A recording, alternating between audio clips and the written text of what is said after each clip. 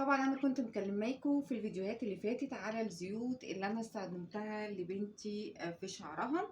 طبعا ما شاء الله بقى يقلل الهيشان والتقصف جامد جدا، والتساقط كمان. اهم حاجة عندي كان التساقط بتاع شعرها. ما شاء الله لما باجي طبعا اسرحها يعني الخصلة ناعمة. هو اصلا الشعر الخصلة بتاعتها يعني كيرلي كده، بس طبعا يعني التسريح بتاع المدرسة الصبح ده بيغلبني جامد جدا.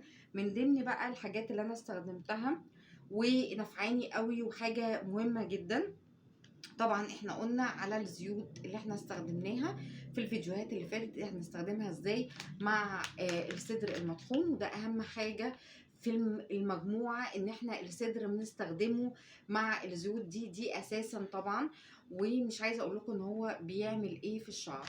تمام. طبعا المكونين الاهمين يعني المهمين جدا اللي بنستخدمه بعد الشاور، السيرم بتاع الارجان. سيروم الارجان ده مش عايزه اقول لكم بيدي لمعه تحفه تحفه تحفه، لمعه وبتغلف الشعر. بتخلي بقى ان مفيش تقصف ولا فيه هيشان، وبعدين بيحمي الشعر من الاتربه. طبعا انا علشان خاطر موضوع المدرسه والجو اللي بنتي بتتعرض ليه في المدرسه، ده بيغلف لي الشعر، ما بيخليش الشعر بترجع طبعا اللمعه زي ما هي. ما بيكونش فيه تراب على شعرها، ما بيكونش فيه شعرها مطفي، لا شعرها بنفس اللمعه بتاعته وبنفس التسريحه بتاعته.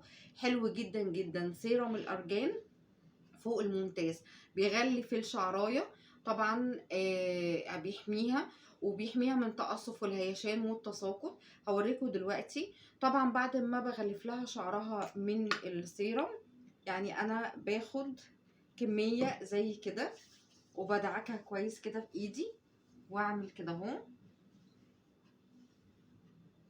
شايفين اللمعه؟ ده غير ان ما شاء الله الشعر ناعم. تمسكي طبعا خصلة خصلة بس عشان وقت الفيديو. شايفين اللمعة بتاعت الشعر عاملة ازاي؟ ما شاء الله. طبعا هي لسه غاسلة شعرها من الزيوت والحاجات المكونات اللي انا عاملاها لها بالصدر المطحون.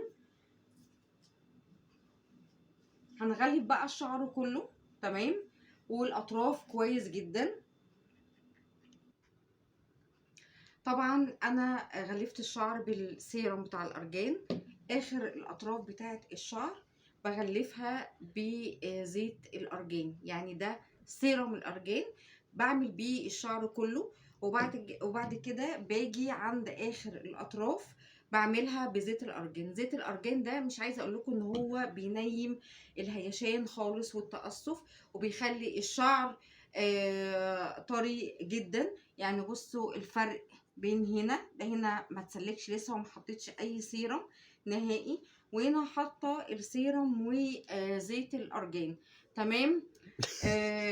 زيت الارجان حلو جدا، انا كمان بستخدمه. انا يعني ده انا جايباه للولاد، انا ده اللي جايباه ليا عشان كمان حلو جدا للشعر المصبوغ. ليه بقى؟ علشان خاطر انا شعري غامق فاتح زي ما انتم شايفين. فانا طبعا لما باجي اعمل المكونات ديت واغسل شعري، بجيب زيت الارجان واعمل بيه شعري كله، وبعمل الخصل بتاعت شعري من تحت عشان انا شعري مصبوغ. فالشعر المصبوغ دايما طبعا بيبقى متقصف وهايش، وفيه طبعا متهالك جدا من كتر الصبغات. فزيت الارجان نايم لي بقى التقصف ده خالص، وخلاه شعري مفرود زي ما انتوا شايفين كده. بقوم دعكه زيت الارجان في فروه الراس، وامسك خصله خصله من شعري ومن تحت اغلف بزيت الارجان من الاطراف، وبعد كده بلف شعري. بصراحه منتجات مش عايزه اقول لكم منتجات حلوه جدا، وفعلا انا جربت منتجات كتير جدا ما شفتش منتج اصلي وحلو جدا بيجيب مفعول في الشعر زي دوت. علشان انا لما باجي اسرح بنتي كان بينزل منها كتل شعر كتير جدا. اللهم بارك بعد ما استخدمت المجموعه دي، ومش اول مره، انا على طول بستخدمها وبتخلص وبكررها تاني. فطبعا بقى التساقط بتاع الشعر بقى قليل جدا، وكمان التقصف والهيشان بقى قليل جدا.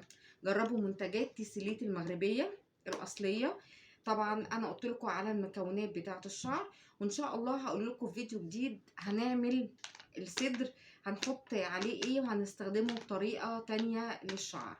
استنوني فيديو جديد.